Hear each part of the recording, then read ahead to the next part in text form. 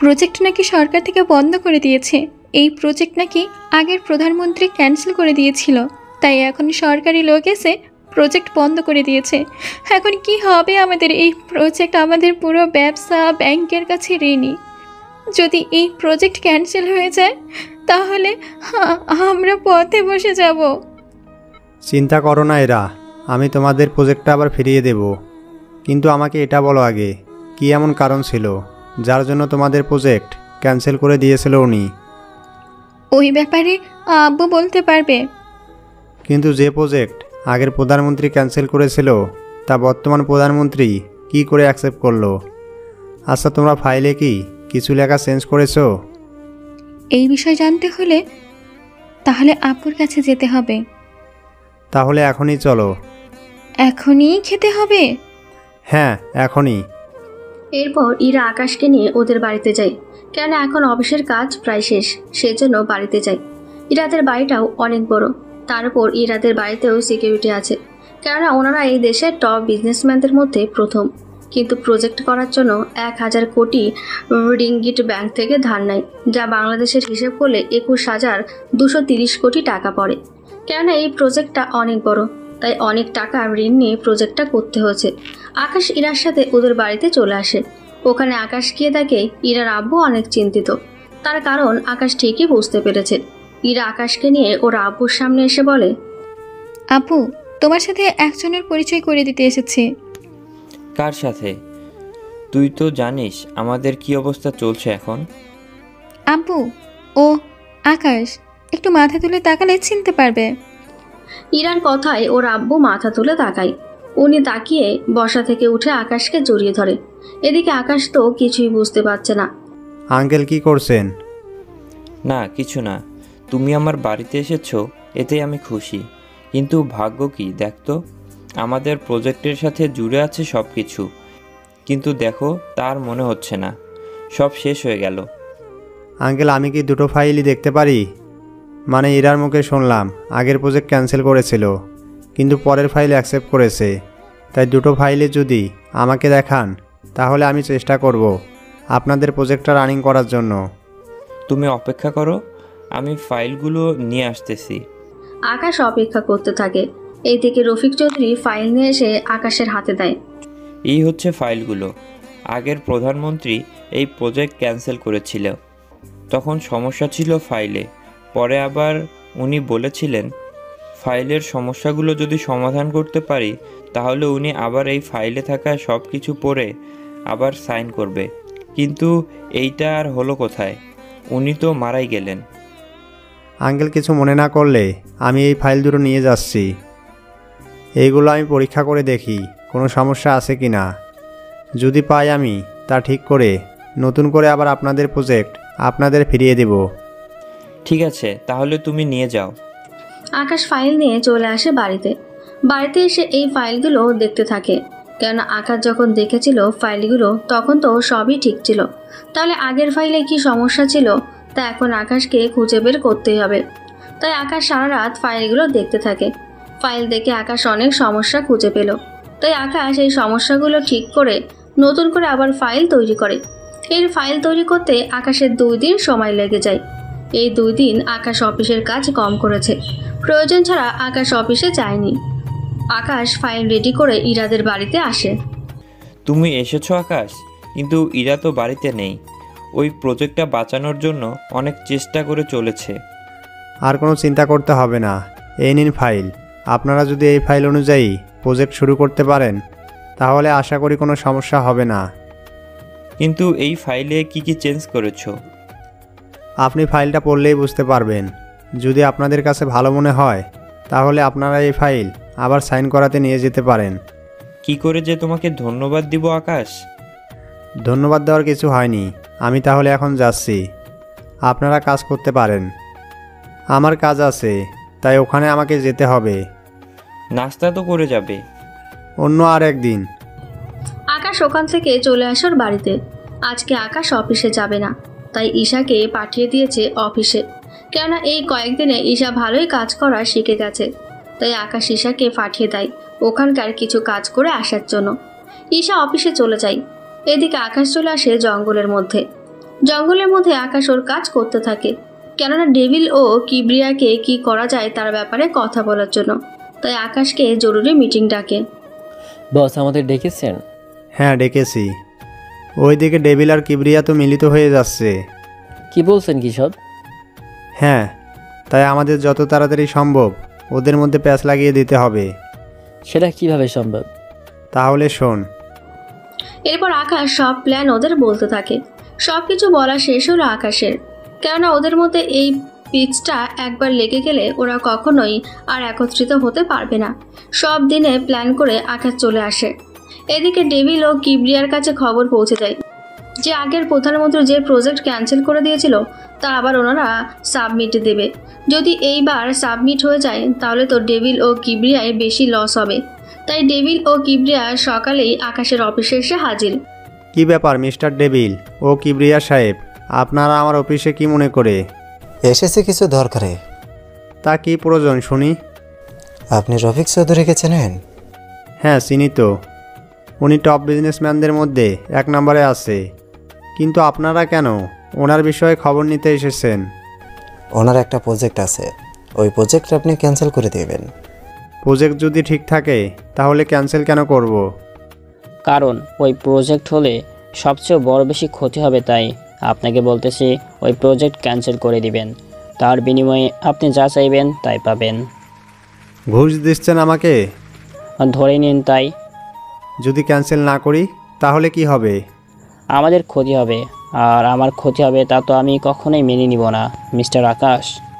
যাক, ভালো লাগলো আপনার সাহস দেখে। একজন এমপি হয়ে আপনি একজন প্রধানমন্ত্রীকে চ্যালেঞ্জ করছেন এটা ভেবে। আমিও দেখে নিব ওই ফাইল কি করে আপনার কাছে এসে পৌঁছায়। মানে হলো ওই ফাইল কখনো আপনার অফিসে এসে পৌঁছাবে না, কারণ পথেই আমাদের লোক আছে যারা ফাইল আনতে ওকে বাধা দিবে। এখানে পৌঁছাবে না। না পৌঁছালে আমার কি করার? স্যার তাহলে এবার আসি। এদিকে ডেভিল চলে যায় কিবরিয়াকে নিয়ে। অন্যদিকে আকাশ ভাবতে থাকে, যে করেই হোক ইরাকে তো বাঁচাতে হবে, কারণ ওরা ফাইলের সাথে সাথে যদি ইরারও ক্ষতি করে বসে। এইসব ভেবে আকাশ অফিস থেকে বের হয়ে যায়। অফিস থেকে বের হয়ে আকাশ কিংয়ের পোশাক পরে চলে আসে ইরাকে বাঁচাতে। কেননা আকাশ প্রধানমন্ত্রী হয়ে ওকে বাঁচাতে গেলে সমস্যা আছে, তাই এই বেশ ধারণ করে। আকাশ কিং সেজে গাড়ি করে যেতে থাকে। কিছুদূর গিয়ে ইরাকে কল দেয়।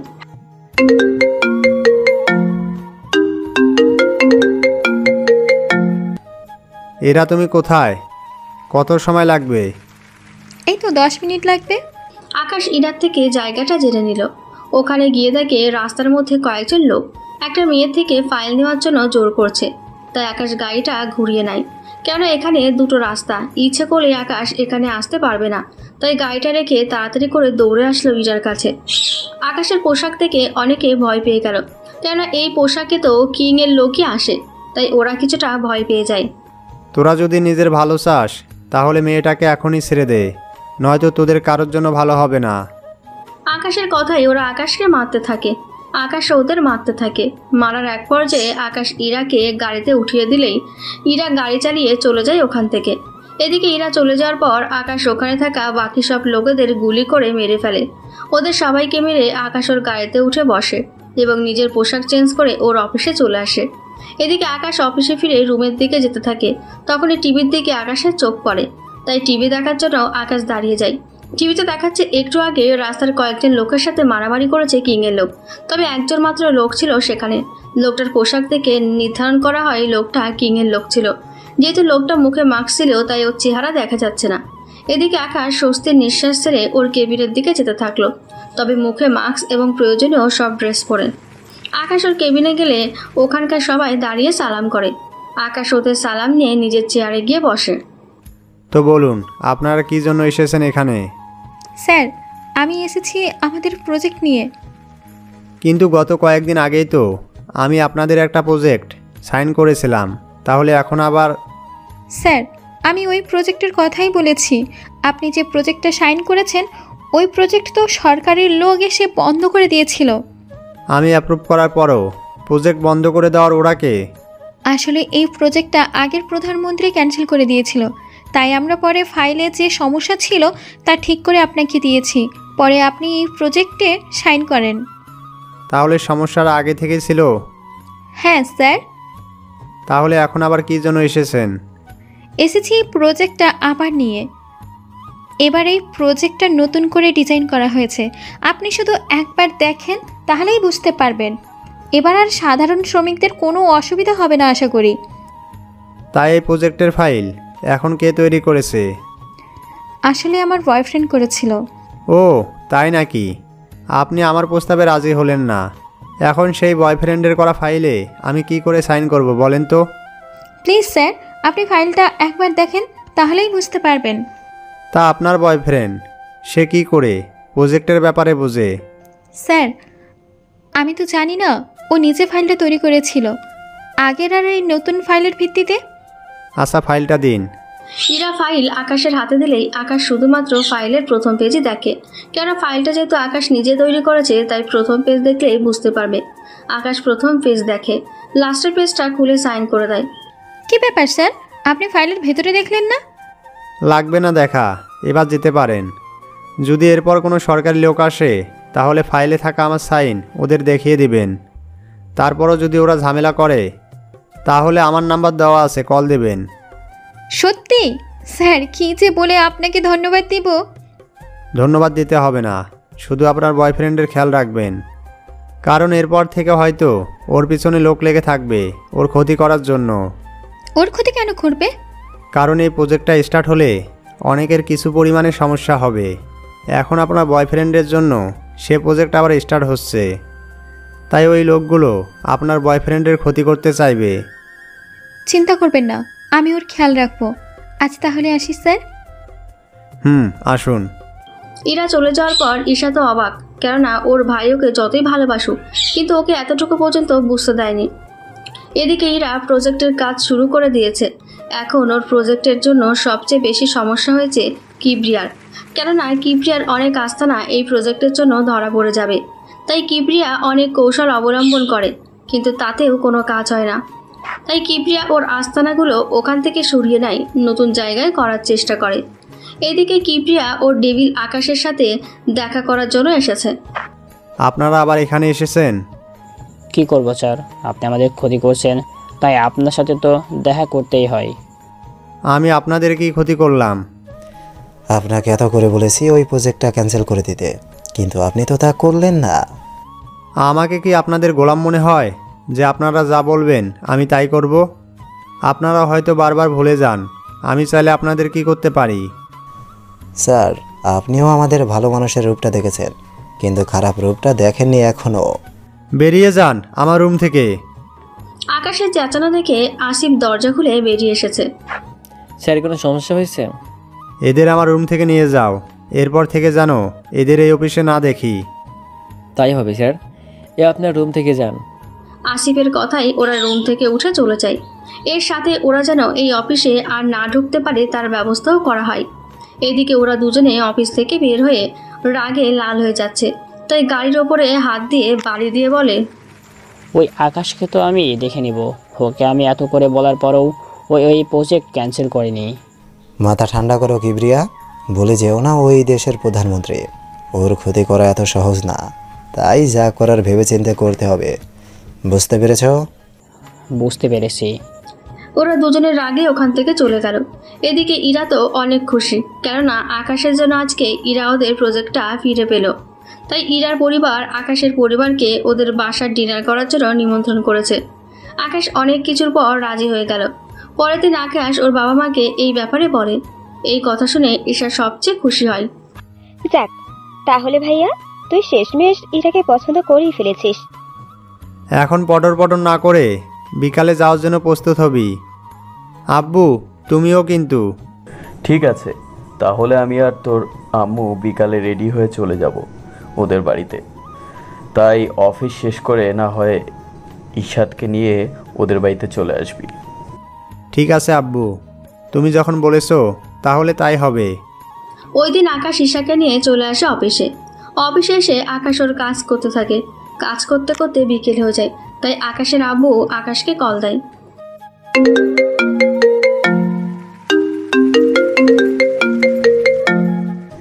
আকাশ, তোরা কখন বের হবি? আব্বু, এই তো 30 মিনিটের মতো কাজ আছে, ওইগুলো শেষ করে তারপর আসবো। আচ্ছা, আমরা তাহলে বের হচ্ছি। ঠিক আছে, তবে একটা কথা কিন্তু খেয়াল রাখবে। কি কথা? আমার বর্তমান পরিচয় ওনারা যেন না জানে, শুধু বলবে আমি চাকরি করি। কি বলছিস? এইটুকু শুধু বলবো? হ্যাঁ বাবা, এইটুকুই বলবে। আকাশের বাবা মা গাড়ি নিয়ে চলে যায়, সাথে 2টা গাড়ি সিকিউরিটি নিয়ে। এদিকে আকাশের যেতে দেরি হবে দেখে আকাশ ঈশাকেও পাঠিয়ে দেয় ইরাদের বাড়িতে। ঈশা যাওয়ার সময় অনেক সরকারি গাড়ি দিয়ে আসে, তাই ঈশার কোনো সমস্যা হয়নি যেতে। ঈশা ওই বাড়িতে গিয়ে ভেতরে ঢুকে যায়। ওই তো আমার মেয়ে চলে এসেছে, তাহলে আকাশও নিশ্চয়ই চলে এসেছে। না আব্বু, ভাইয়া আসেনি। কেন আসেনি? ইরা, তুই কি আকাশকে বলিসনি আসার জন্য? বাবা, আমি তো বলেছি ওকে আসার জন্য, কিন্তু ঈশা তোমাকে তো খুব চেনা চেনা লাগছে। আমাকে কি করে চেনা চেনা লাগবে? মনে পড়েছে তুমি প্রধানমন্ত্রীর বিয়ে, কিন্তু তোমার ভাইয়াও ওই অফিসে কাজ করে, তাহলে আসলে না কেন একসাথে? আসলে ভাইয়া কাজ পড়ে গিয়েছিল, তবে চিন্তা নেই, ভাইয়া সন্ধ্যের পরে আসবে। আঙ্কেল আন্টি, ঈশা, আপনারা তাহলে নাস্তা করে নিন, তারপর আমাদের বাড়িটা ঘুরে দেখবেন।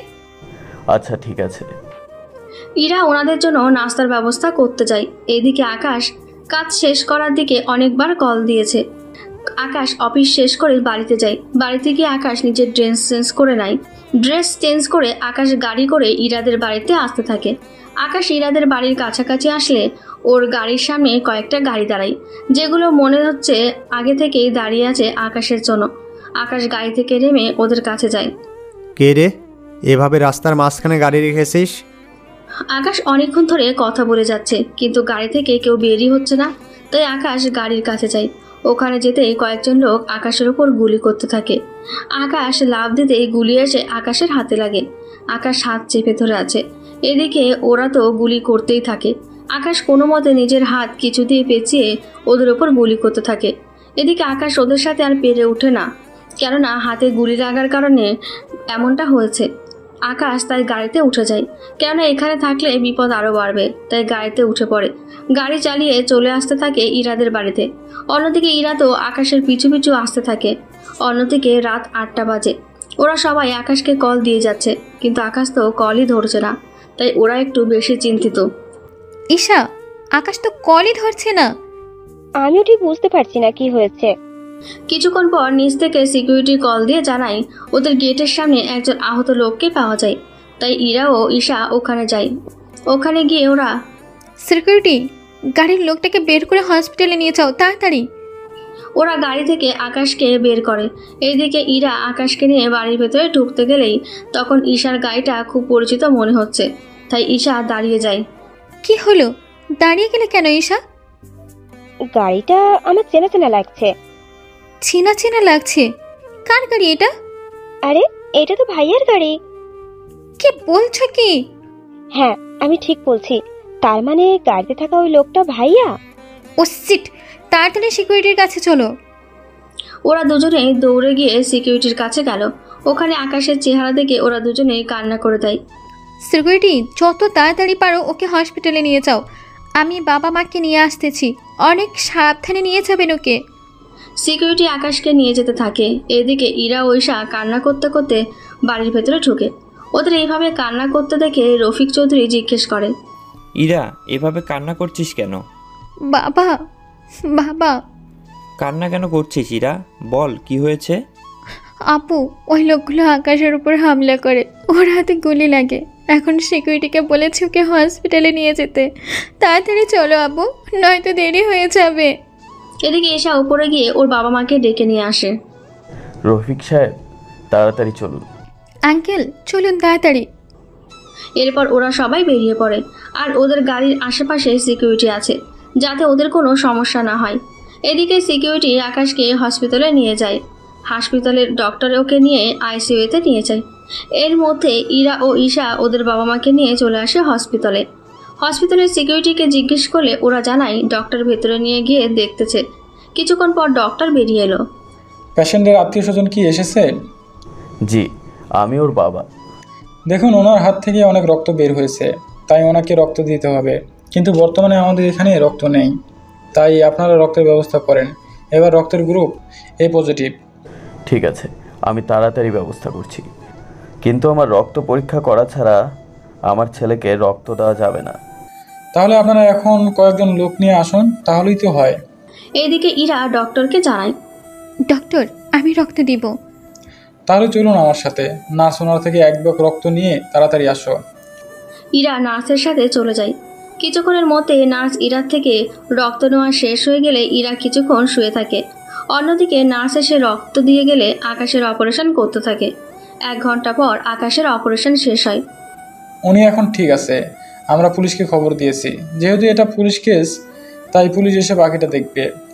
পুলিশের কথা শুনে আকাশের আব্বু আম্মু ও ঈশা ওরা তো ঘাবড়ে যায়। ডক্টর, এখানে পুলিশকে জানানোর কি প্রয়োজন ছিল? দেখুন, এটা ফর্মালিটি। কিছুক্ষণ পর ওনাকে বেডে নিয়ে যাওয়া হবে, আর ওনার জ্ঞান ফিরতে এখনও 5 থেকে 6 ঘন্টা দেরি হবে। কিন্তু তাহলে এখন পুলিশকে কল দেওয়ার কি প্রয়োজন ছিল?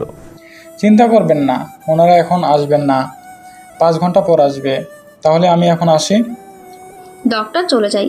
এদিকে আকাশের আব্বু প্রতিটা থানায় কল দিয়ে জানিয়ে হসপিটালে যেন কোনো পুলিশ না আসে। এদিকে আকাশকে নিয়ে যাওয়া হলো কেবিনে। তখন রাত 11টা বাজে। রফিক সাহেব, আমি বলছিলাম কি, আপনারা এখন না হয় বাড়ি চলে যান, কালকে সকালে না হয় আসবেন।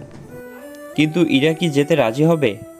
কিন্তু এভাবে হসপিটালে থেকেও বা কি করবে? তার চেয়েও ভালো ওকে আপনারা বাড়িতে নিয়ে যান। আমি ইরাকে বুঝিয়ে বলতেছি। আকাশের আব্বু ইরাকে অনেক বুঝিয়ে বাড়িতে পাঠানোর ব্যবস্থা করে।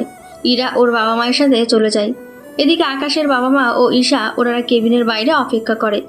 ইরা পরিবার যাওয়ার সময় সিকিউরিটি নিয়ে চলে যায়, কেননা এখানে সিকিউরিটি থাকলে ওনাদের সাথে যাওয়ার জন্য সিকিউরিটি 1 থেকে 2 জনও থাকবে না। তাই আকাশের আব্বু সব সিকিউরিটিকে পাঠিয়ে দেয়। ওদের পাঠিয়ে দিয়ে আকাশের আব্বু আসিফকে কল দিয়ে ব্যাপারটা জানায়। আসিফ সব কথা শুনে 5 জন সিকিউরিটি নিয়ে আসে, কেননা বেশি সিকিউরিটি আনলে সমস্যা হয়ে যাবে, সেই জন্য আসিফ সিকিউরিটি নিয়ে হসপিটালে চলে আসে। স্যার এখন কেমন আছে? ভাইয়া এখন ভালো আছে? আচ্ছা, আপনাকে তো বলেছি কোনো সিকিউরিটি আনতে যাবেন না, তাহলে কেন আনতে গেলেন? দেখুন, ওরা যদি আবার ওই অ্যাটাক করতে আসে তখন কি করব? উফ, এই হসপিটালে এমনিতেই গেটে সিকিউরিটি আছে, কিছু হলে ওরা ব্যাপারটা দেখে নেবে। আপনি এক কাজ করুন, ওদের বলেন হসপিটালের গেটে পাহারা দিতে, বাকি কয়েকজন রুমের সামনে থেকে একটু দূরে। আমি ভেতরে থাকবো, আপনারা বাইরে থাকবেন। কোনো সমস্যা হলে আমি আপনাদের ডেকে পাঠাবো। Okay ma'am. সিকিউরিটি বাইরে ও রুমের বাইরে পাহারা দিতে থাকে। অন্যদিকে ঈশা কেবিনে আকাশের পাশে বসে থাকে। এভাবে 2-3 ঘন্টা পার হয়ে যাওয়ার পর পুলিশ আসে। ব্যাপার আজিব স্যার, আপনি এখানে কেন? আমারও তো একই প্রশ্ন, আপনি এই হসপিটালে কেন? না, আসলে এই হসপিটাল থেকে কল দিয়েছিল। ওনারা জানিয়েছে এই হসপিটালে একজন পেশেন্ট এসেছে, ওই পেশেন্টের হাতে গুলি লেগেছে, তাই কথাবার্তা বলার জন্য এসেছি। ওহ, তা পেয়েছেন ওনাকে? না স্যার, ডক্টর বলেছে আসবে। ওই তো ডক্টর এসে গেছে। কি হলো, আপনারা এসে গেছেন? এই যে রুমের ভিতর পেশেন্ট আছে, আমি ওনার কথা বলছি। কি বলেন? আমি তো ওই পেশেন্টের জন্য এসেছি। স্যার, উনি কি আপনার কেউ হয়? হ্যাঁ, আমি যেহেতু আছি তাই তোমাদের এখানে থাকতে হবে না, তোমরা এখন আসতে পারো। ঠিক আছে স্যার, তাহলে আমরা চলে যাচ্ছি। পুলিশ চলে যায়। এদিকে আকাশের রুমের জানলার পাশে ঈশা কারো ছায়া দেখতে পায়, তাই জানলাটা না খুলে বাইরে এসে আসিফকে ভেতরে আসতে বলে। ম্যাম, কোনো সমস্যা? ওই দেখুন জানালার পাশে ওই যে কিসের ছায়া, অনেকক্ষণ ধরে দেখছি। দেখে তো মানুষের ছায়া মনে হচ্ছে, তার মানে? আসিফ নিচে কল দিয়ে সিকিউরিটিদের আকাশের জানলার পাশে কে আছে তা চেক করতে বলে। তাই সিকিউরিটিগুলো আকাশের জানলার পাশের ওই দিকটাই যায়। ওখানে ওরা গিয়ে 2 জন মানুষকে দেখতে পায়, তাই ওখান থেকে ওদের মেরে ফেলে দেয় সিকিউরিটিগুলো। ওরা মারা যাওয়ার 2 ঘন্টা পর আকাশের জ্ঞান ফেরে। আকাশ জ্ঞান ফিরে ওর পাশে ঈশাকে দেখতে পায়। ঈশা তখন জেগেছিল। ঈশা, তুই এখনো জেগে আছিস কেন? ভাইয়া কি যে বলিস না, তোর এই অবস্থা আর আমরা সবাই ঘুমাবো, তা কি করে হয়? তা বাকি সবাই কোথায়? আমাকে এখানে কে নিয়ে এসেছে? তাহলে শোন, বাইরে বাবা মাকে অনেক বোঝানোর পর ঘুমানোর ব্যবস্থা করে দিয়েছি, আর আসিফ ও আছে, বাকি রইল তোর এখানে আসার ব্যাপারটা। এরপর ঈশা ওর ভাইয়াকে সব কথা বলতে থাকে, ওখানে কি হয়েছে না হয়েছে সব কথা। তাহলে তো এরা অনেক কেঁদেছে, তাই না? বাহ, ইরা কেঁদেছে সেই কথা জিজ্ঞাসা করছিস, অথচ আমি কেঁদেছি কিনা তা একবারও জিজ্ঞাসা করলি না। তুই তো এখনও কাঁদছিস, তাই তোর কথা জিজ্ঞাসা করেনি। আচ্ছা, আমি এখান থেকে কখন যেতে পারবো? জানি না, তুই এখন রেস্ট নে, সকালে ইরা ওর বাবা মাকে নিয়ে আসবে, তোর জন্য সবকিছু লন্ডভন্ড হয়ে গেল। আমি কি করলাম? কে বলেছিল মারামারি করতে? এখন হাতের যে এই অবস্থা করেছিস, তাই বেশি কথা না বলে এখন ঘুমা। আকাশ ঈশার কথায় ঘুমিয়ে যায়। এদিকে সকাল হতেই আসিফ ঈশার কথায় সব সিকিউরিটিদের পাঠিয়ে দেয় এবং অফিসে কল দিয়ে জানিয়ে দেয়, আমাদের প্রধানমন্ত্রী যতগুলো মিটিং আছে তা ক্যান্সেল করে দাও, এবং আমি না বলা পর্যন্ত কোনো লোককে ওনার রুমে যেতে দিবে না, এবং উনি কয়েকদিন অফিসে আসবে না, তাই ওনার কাজগুলো ওনার পিএ করবে। সকাল 8টা বাজে। ইরা ওর বাবা মাকে নিয়ে হসপিটালে চলে আসে, সাথে ওনাদের জন্য খাবার নিয়ে চলে আসে। ওরা হসপিটালে এসে ওখানে আসিফ সহ ঈশা সাথে ওর বাবা মাকে দেখতে পায়। এই কি আপু, তুমি এত তাড়াতাড়ি চলে এলে? বারে, আমার জীবনটা এখানে, তাহলে দেহটা ওখানে থেকে কি করবে? তাই চলে এলাম আমি। কিন্তু তোমার হাতে ওইগুলো কি? তেমন কিছু না, তোমাদের জন্য খাবার এনেছি। তুমি তোমার মা বাবা সহ আসিফ ভাইয়ার জন্য এনেছি। তা ভাইয়ার জন্য আনোনি কিছু? এনেছি, ওর জন্য স্পেশালভাবে এনেছি। তাই তুমি ওনাদের খাওয়ানোর ব্যবস্থা করো, আমি না হয় তোমার ভাইয়াকে খাইয়ে দিই। বারে, বিয়ের আগে এত দরদ, না জানি বিয়ের পর আরো কি কি দেখতে হবে। আচ্ছা, আমি গেলাম, তুমি ভাইয়ার কাছে যাও। ঈশা ওর বাবা মাকে এবং আসিফ ও বাকিরা খেতে থাকে। অন্যদিকে ইরা আকাশের মুখ ফ্রেশ করে দেয়, আকাশকে খাইয়ে দিতে থাকে। আকাশ খাচ্ছে, এর সাথে ইরা চোখের পানি ফেলছে। কি হলো এরা, কান্না করতেছো কেন? আমার জন্য আজকে তোমার এই অবস্থা। থাক না এইসব কথা। তুমি যদি আমাদের এই প্রজেক্টটা হেল্প না করতে তাহলে এই সমস্যাটা হতো না। আমাকে প্রধানমন্ত্রী বারবার বলে দিয়েছিল ওরা তোমার উপর হামলা করতে পারে, কিন্তু আমি যদি একটু খেয়াল রাখতাম তাহলে আজকে এমনটা হতো না। এখন এইসব কথা বলে কি হবে? তুমি ঠিক আছো তো? চোখে এভাবে ফুলিয়ে রেখেছো কেন? রাতে অনেক কেঁদেছো তাই না? না, আমি কেন কাঁদতে যাব? বুঝতে পেরেছি। ইরা আকাশকে খাওয়ানোর সময় ডক্টর চলে আসে। ডক্টর, আমরা ওকে কবে নিয়ে যেতে পারবো? এই তো দুপুরের আগে রিলিজ করে দিব। এখন দেখছি ও অনেকটা সুস্থ। ধন্যবাদ ডক্টর। এদিকে দুপুরবেলায় আকাশকে হসপিটাল থেকে বাড়িতে নিয়ে যাওয়া হবে, তাই সবকিছু অ্যারেঞ্জমেন্ট করা হয়েছে। আকাশের গাড়ির আগে পিছনে সিকিউরিটি দিয়ে রাখা, কেননা পথে কোনো বিপদ যেন না হয়, তাই আসিফ সিকিউরিটি আনিয়েছে। অন্যদিকে ইরা আসতে চাইলে ঈশা মানা করে। দেখো ভাবি, তুমি বিয়ের আগে আমাদের বাড়িতে আসাটা ঠিক হবে না। তাহলে এখনই বিয়ে করে নি, তাহলে তো যেতে পারবো। ইরার কথা শুনে এখানে থাকা সবাই অবাক, কেননা ইরা ওই বাড়িতে আকাশের সাথে যাওয়ার জন্য বিয়েও করে নিতে রাজি। সেটা কি মা, এখন এইখানে কি করে বিয়ে? এখানে করতে হবে না, কাজী অফিসে গাড়ি যাবে, ওখানে আমরা বিয়ে করব। তারপর আমি আকাশের সাথে ওর বাড়িতে যাব। তাছাড়া ওর এই অবস্থায় ওর সেবা করার জন্য তো আমাকে যেতে হবে। এদিকে ইরার কথায় সবাই কিছুটা অবাক হয়, কিন্তু কি করার, ইরার জেদের কারণে গাড়ি করে কাজী অফিসে নিয়ে যাওয়া হয়। ওখানে ওদের দুজনেরই বিয়ে দেওয়া হয়। বিয়ে শেষ হলে ইরা ওর বাবা মাকে বলে, আব্বু আম্মু, তোমরা এখন বাড়িতে যাও, আমি শ্বশুর বাড়িতে যাচ্ছি। আর হ্যাঁ, আমার ব্যাগ গুছিয়ে দিয়ে ড্রাইভারকে দিয়ে পাঠিয়ে দিবে। আমি তাহলে গেলাম আম্মু। এদিকে ইরার কাণ্ডে ওখানকার সবাই হাসবে না কাঁদবে কিছুই বুঝতে পারছে না। সত্যি ভাবি, তুমি পারো বটে। কেউ যে নিজের স্বামীর জন্য এত পাগল হয় তা তোমাকে না দেখলে বুঝতে পারতাম না। আচ্ছা ভাবি, আমাদের মতো গরিবের বাড়িতে তুমি থাকতে পারবে তো? কেন পারবো না? ভালোবাসলে ভালোবাসার মানুষটার সাথে যে কোনো জায়গায় থাকা যায়। তাই আব্বু সময় করে কিন্তু পাঠিয়ে দিবে। ওখান থেকে সবাই ইরাকে নিয়ে ঈশা ওদের বাড়িতে আসতে থাকে। অন্যদিকে ইরার বাবা মা ওনাদের বাড়িতে চলে যায়। এদিকে ইরা আকাশের বাড়িতে এসে তো হা করে তাকিয়ে আছে। ঈশা, তোমরা কি কোনো ভুল ঠিকানায় চলে এসেছো নাকি? ভুল ঠিকানা কেন হবে? না মানে এত বড় বাড়ি, তাছাড়া তোমরা যে চাকরি করো তা দিয়ে তো এরকম বাড়ি তো দূরের কথা, সুইমিং পুল এটার খরচও হবে না। বাইরে দেখে এই অবস্থা, ভেতরে গেলে দেখবে আরো অনেক কিছু। এদিকে আসিফ আকাশকে ওর রুমে নিয়ে যায়।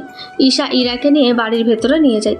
বাড়ির ভেতরে গিয়ে ইরা তো পুরোই ফিদা হয়ে যায়, কেননা এত সুন্দর বাড়ি ইরা কখনো চোখেও দেখেনি। ঈশা, আমি না এত সুন্দর বাড়ি কখনো চোখে দেখিনি।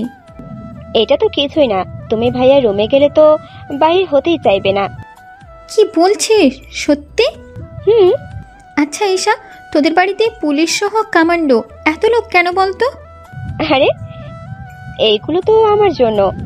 তোর জন্য মানে? আসলে আমি তো প্রধানমন্ত্রীর বিয়ে, তাই আমার নিরাপত্তার জন্য এরা এখানে।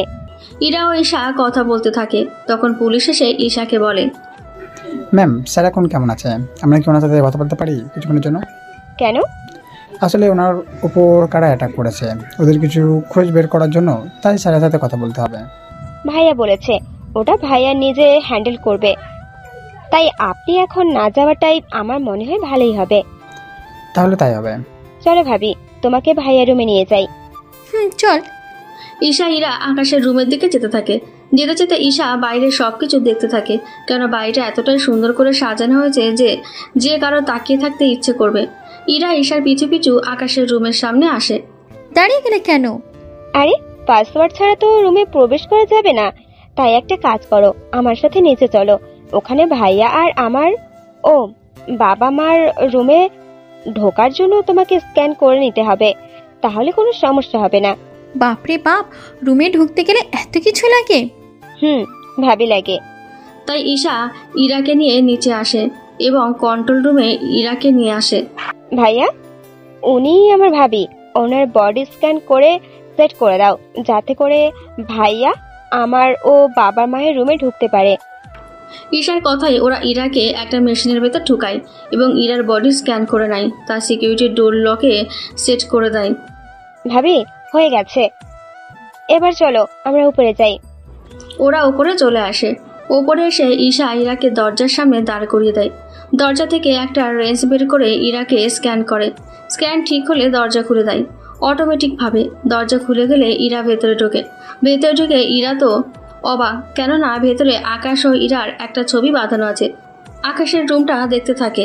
রুমটা অনেক সুন্দর করে সাজানো। রুমের সাথে বারান্দায় অনেক রকম ফুল গাছ, তার সাথে আছে জিম স্পট। ঈশা, এই রুমটা তো সত্যি অনেক সুন্দর, কিন্তু যার জন্য আসলাম সে কোথায়? ভাইয়া ওই দিকটা থাকতে পারে। হাত দিয়ে ইশারা করে বারান্দার পাশে আরো একটা রুম আছে, ওই রুমটা দেখিয়ে দিলাম। ওই রুমটায়? কিন্তু ওই রুমের ভেতরে কি আছে? আসলে ভাইয়া প্রায় এই সময়ে ওই রুমে যায়, তবে ওটা রুম না, এইরকম খোলামেলা বারান্দা। বাড়ির বাইরে গেলে দেখা যায় ওখানে দোলনা এবং সুইমিং পুলও আছে।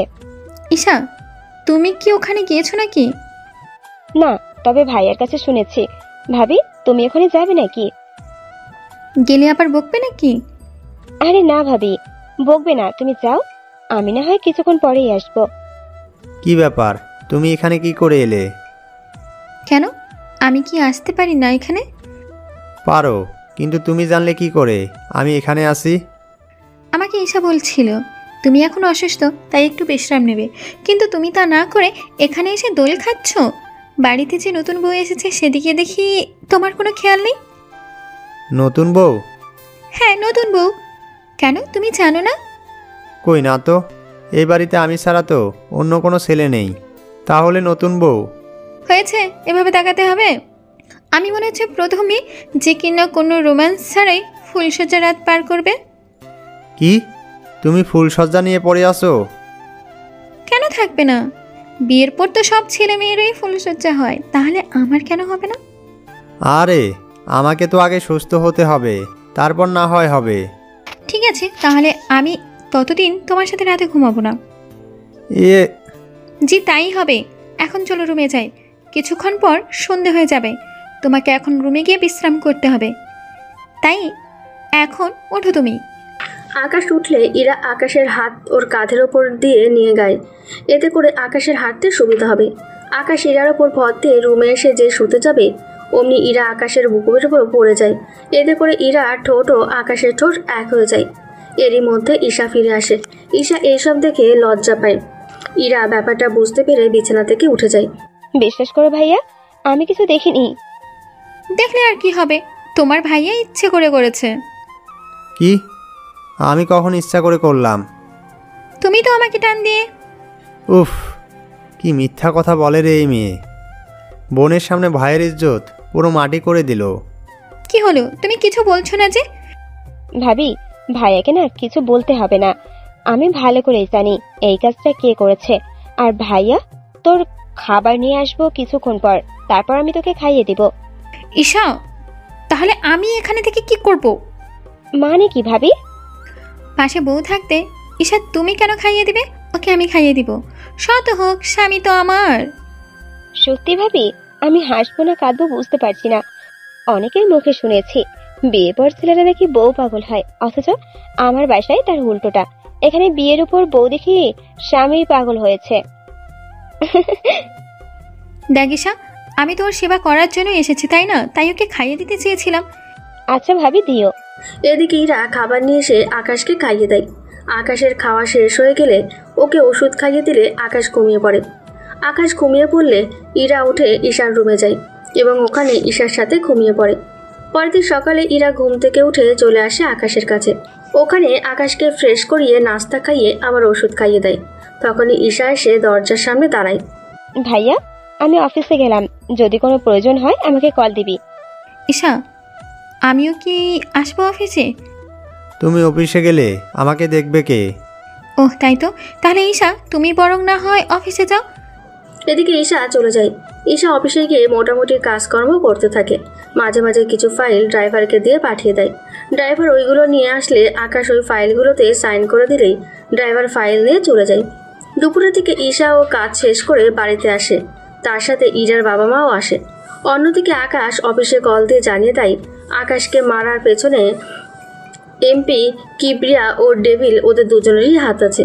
আকাশের বলার ভিত্তিতে পুলিশ ওদের পার্টি থেকে বের করে দেয় এবং পার্টির লোক হয় ওদের আর জেলে নেয়নি, তবে পার্টির সদস্য থেকে ওদের বের করে দেওয়া হয়। তার সাথে ওদের অনেক অপমানও করা হয়। এই অপমানের প্রতিশোধ ওরা নেবে, তাই ওরা দুজনে মিলে প্ল্যান করে নেয়।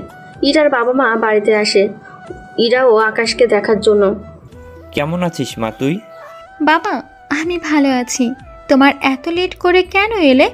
আমার ড্রেসগুলো কোথায়? এই তো ওই ব্যাগে আছে। চল জামাই বাবাজিকে একটু দেখে আসি। চলো আমার সাথে তোমরা। ইরা ওর বাবা মাকে নিয়ে আকাশের রুমে গেল। আকাশের রুমের আশেপাশে ওনাদের দেখালো, সাথে বারান্দাও। আকাশকে ডেকে দে তো ইরা।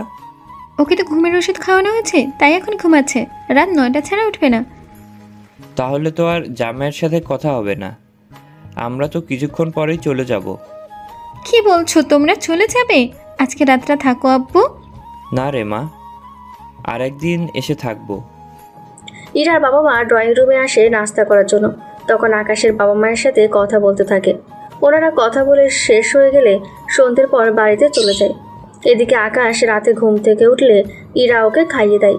এভাবে 4 দিন কেটে যায়। আকাশ এখন সুস্থ, শুধু হাত কম নাড়ালেই আর কোনো সমস্যা নেই। পরের দিন আকাশ অফিসে যাওয়ার জন্য রেডি করে দেয় ইরা।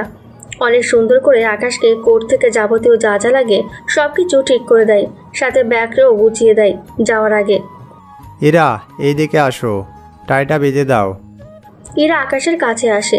আকাশের পায়ের ওপর পা তুলে দাঁড়িয়ে আকাশের টাই বেঁধে দেয়। এতে করে ইরা ও আকাশের মধ্যে একটা ভালো ফিলিংস কাজ করছে। এরা কেমন অনুভূতি হচ্ছে তোমার? সত্যি তো অনেক ভালো লাগতেছে। এবার চোখ বন্ধ করো তুমি। কেন? আরে করোই না। ইরা চোখ বন্ধ করলে আকাশ ইরার কপালে একটা চুমু দেয়। এতে ইরা অনেক লজ্জা পায়। লজ্জা পেয়ে ইরা রুম থেকে দৌড়ে বেরিয়ে যায়। আকাশ ওর ফাইল নিয়ে ঈশাকে নিয়ে বেরিয়ে আসে। এইদিকে ইরা বাড়িতে একা একা বসে আছে, কেননা আকাশের বাবা মা ছাড়া তো অন্য কেউই নেই। তাই কিছুক্ষণ পর ইরা আকাশকে কল দেয়। ভাইয়া, ভাবি কল দিয়েছে। আচ্ছা এইদিকে দে ফোন। ঈশা কল দিলে আকাশ কথা বলতে থাকে। আকাশ প্রায় অনেকক্ষণ ধরে ইরার সাথে কথা বলে। এদিকে আকাশের অপেক্ষা করতে থাকে বাইরের লোকজন। এদিকে ঈশা ভাবতে থাকে ওর ভাই কতটা ভালো, যদিও ঈশা এত তাড়াতাড়ি বিয়ে নিয়ে ভাবছে না। কল কেটে দিয়ে আকাশ ভাবতে থাকে। অনেকক্ষণ পার হয়ে যাওয়ার পর আকাশ রুম থেকে বের হয়ে আসে, সাথে ঈশাও ছিল। কেননা আকাশ একটা মিটিংয়ে যাবে, তাই ওরা দুজনে অফিসের বাইরে এসে দেখে ইরা গাড়ি পার্ক করে অফিসের ভেতরের দিকে আসে। ইরাকে দেখে ঈশা ও আকাশ দাঁড়িয়ে যায়। ঈশা, আমি যা দেখছি তুইও কি তাই দেখছিস? তাই তো, ওটা তো ভাবি। এখানে কেন এসেছে? ওই, আমাকে কেন বলছিস? তোর বউ তোর তো জানার কথা। এই সময়ে মজা করছিস তুই? একটা কাজ কর, তুই এদেরকে ভিতরে নিয়ে যা। আমি তোর ভাবিকে ম্যানেজ করে এখান থেকে বের করে দিচ্ছি। ঠিক আছে। ঈশা বাকি অফিসারদের নিয়ে চলে যায় ভেতরে। অন্যদিকে আকাশ ইরার কাছে যায়। কী ব্যাপার ইরা, তুমি এখানে? হ্যাঁ, চলে এলাম। বাড়িতে একা একা বোর হয়ে যাচ্ছি, তাই ভাবলাম একবার এখানে এসে ঘুরে যাই। কিছুক্ষণ পর আব্বুর কাছে যাব। হ্যাঁ বেশ, তো যাও তোমার আব্বুর কাছে, এতে ওনারই ভালো হবে। ওই, আমি আমার শ্বশুর মশাইয়ের কথা বলেছি। তাহলে চলো, অনেকটা পথ এসেছো, কিছু তো খেয়ে যাও। না, অন্য একদিন। এখন তাহলে আমি চাই। তুমি কি একা একা এসেছো? হ্যাঁ, কেন বলে তো? তুমি জানো না আমাদের কত শত্রু? দাঁড়াও, আমি তোমার সিকিউরিটির ব্যবস্থা করতেছি। আকাশ ডাক দিতেই কয়েকজন পুলিশ এলো। স্যার, আমাদের ডেকেছেন? হ্যাঁ, ওনাকে সম্পূর্ণ সিকিউরিটি দিয়ে আমাদের অফিসে পৌঁছে দিয়ে চলে আসবে। দেখবে কোনো অসুবিধা যেন না হয়। যদি কেউ পথে ঝামেলা করে তাহলে গুলি চালাবে। তাহলে তাই হবে স্যার। ম্যাম চলুন আপনাকে পৌঁছে দিই। যাও এরা, ওদের সাথে যাও। অফিসে গিয়ে আমাকে কল দিও, আব্বু তোমাকে নিচে এসে নিয়ে যাবে। ঠিক আছে। ইরা যাওয়ার আগে আকাশকে জড়িয়ে ধরে, আর ওখানে কয়েকজন মিডিয়া থাকায় ওরা ভিডিও করে নেয়। যদি আকাশ বুঝতে পারেনি, পুলিশ ইরাকে সিকিউরিটি দিয়ে নিয়ে যেতে থাকে। এদিকে মিডিয়া আকাশ ও ইরার ব্যাপারটা নিউজে দিয়ে দিল, সাথে আকাশের নামে অনেক বাজে বাজে কথা আছে। এদিকে ইরা অফিসে পৌঁছে গিয়ে দেখে আকাশের আব্বু বাইরে দাঁড়িয়ে আছে ফুল হাতে নিয়ে। আব্বু, এইসব কি? বারে, তুই প্রথম আমাদের অফিসে এলি? তাই বলে এভাবে এখন সবাই কি ভাবে? কেউ কিছু ভাববে না। এদিকে আকাশ খবর পেয়ে ওই চ্যানেলের লোক পাঠায় এবং ওই মিডিয়ার লোকদেরও ডেকে পাঠায়। ওদের ওখানে ডেকে আকাশ ওই চ্যানেলগুলো বন্ধ করে দেয় এবং ওই মিডিয়াগুলোকে 10 বছরের কারাদণ্ড দেয়, কেননা না বুঝে এমন খারাপ রিপোর্ট করাতে। এদিকে ভিডিওটা ডেভিল ও কিবরিয়া দেখে ফেলে। ওরা ভিডিওটা দেখে নিজেদের মধ্যে প্ল্যান করে ফেলে। বুঝতে পারছো ডেভিল, কি খেলাটা না আমাদের সাথে খেললো? তার মানে ওই মেয়েটার বয়ফ্রেন্ড আমাদের প্রধানমন্ত্রী।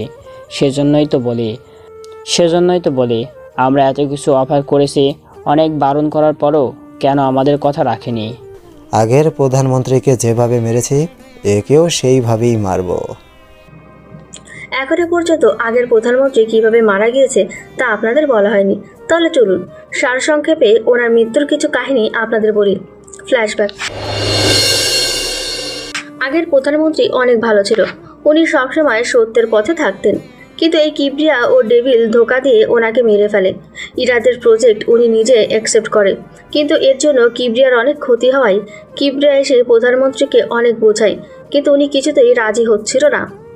পরে ওরা ভুল ফাইলে সাইন নিয়ে ওই সাইন ইরাদের ফাইলে উঠিয়ে দেয়। এতে করে ওদের ফাইল সঠিক থাকলেও কিবরিয়া ও ডেভিলের কারণে তা ক্যান্সেল হয়ে যায়। এরপর কিবরিয়া ও ডেভিল আগের প্রধানমন্ত্রীকে নিয়ে কোথাও যাওয়ার সময় পাহাড়ি এলাকায় যাওয়ার সময় গাড়ি নিচে ফেলে দেয়। এতে করে আগের প্রধানমন্ত্রী মারা যায়, আর বাকি যত সাক্ষী ছিল তা ওরা দুজনে টাকা খাইয়ে বন্ধ করে দেয়। ফ্ল্যাশব্যাক শেষ। চলুন গল্পে ফেরা যাক। কিন্তু এই প্রধানমন্ত্রী তো আমাদের বের করে দিয়েছে, এখন তো ইচ্ছা করলেও ওর কাছে যেতে পারবো না। আমাদের কোনো পদও তো বেছে নেই। কে বলেছে বেছে নেই? যদি আমাদের মাফিয়া রূপ নিয়ে ওর সামনে যাই তাহলে ওকে কেউ বাঁচাতে পারবে না। কথাটা ঠিক বলেছিস। তাহলে চল আমরা সাদা আর লাল মিলে যাই, তাহলে ওই প্রধানমন্ত্রী আমাদের কিছুই করতে পারবে না। আচ্ছা, আমাদের এই কাজে কিংকে যদি আমার অফার করি, কিং যদি একবার রাজি হয়ে যায় তাহলে এই শহরে শুধুমাত্র মাফিয়া রাজত্ব করবে। তাহলে চল আমরা কিংয়ের সাথে দেখা করার ব্যবস্থা করি। এদিকে সন্ধ্যে হয়ে যাওয়ায় আকাশ, ঈশা ও ইরা ওরা সবাই বাড়িতে চলে আসে। ইরা বাড়িতে থেকে বের হয়ে যাচ্ছে, কেননা আকাশের আম্মু ছাড়া তো অন্য কেউ নেই যে ইরার কথা বলে সময় কাটাবে। আজকে আকাশ পুরোপুরি সুস্থ, তাই আজকে থেকে ইরা আকাশের সাথে ঘুমাবে। তাই ইরাকে আজকে অনেক খুশি দেখাচ্ছে।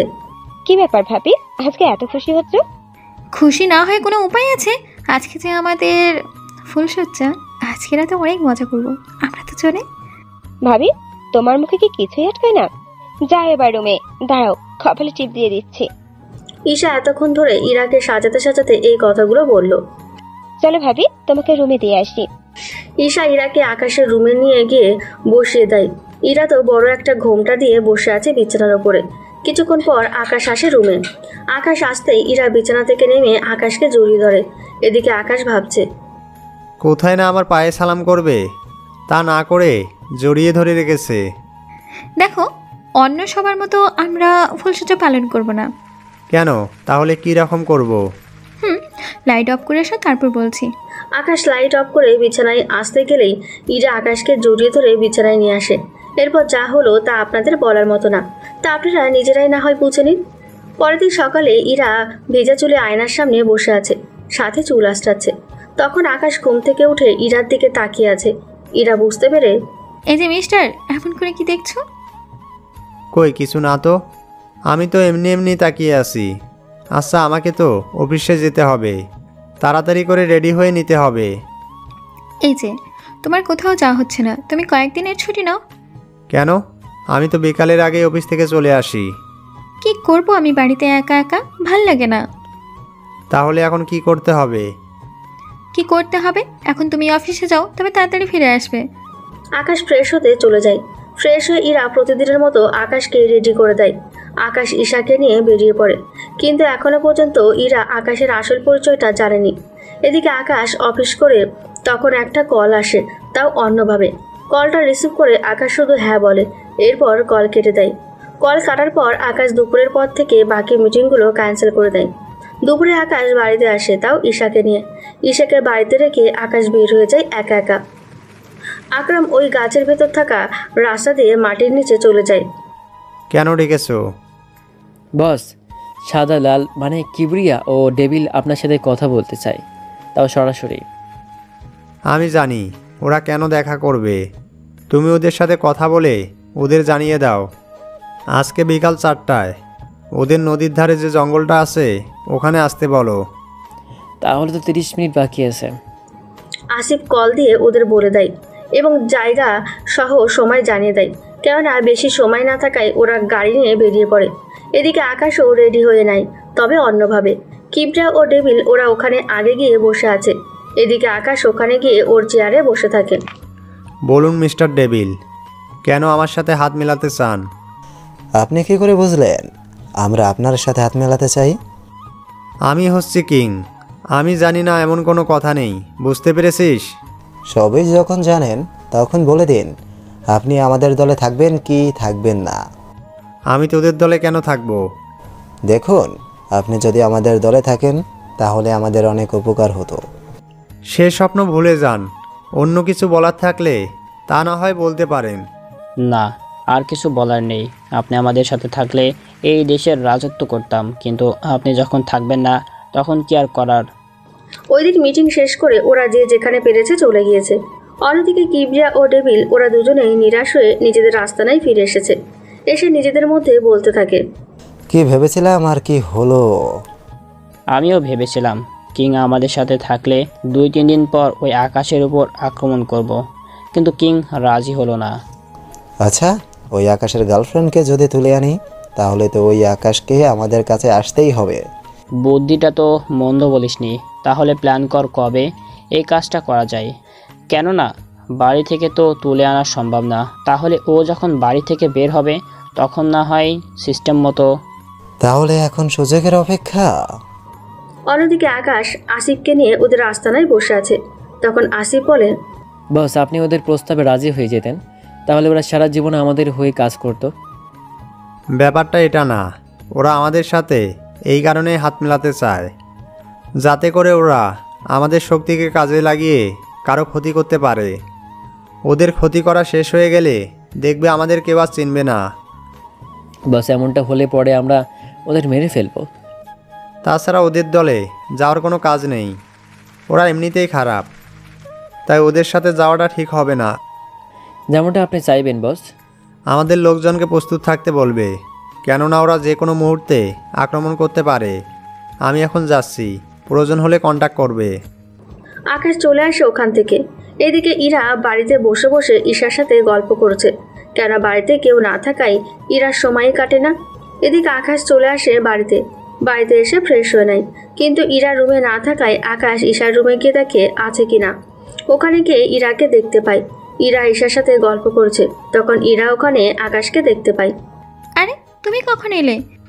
এই তো 20 মিনিট হলো। তাহলে আমাকে ডাকলে না কেন? কি করব আমি? তুমি, ঈশা, আপু তোমরা কেউ বাড়িতে থাকো না। আম্মু যাও থাকে, উনি কাজ করতে করতে সময় পায় না।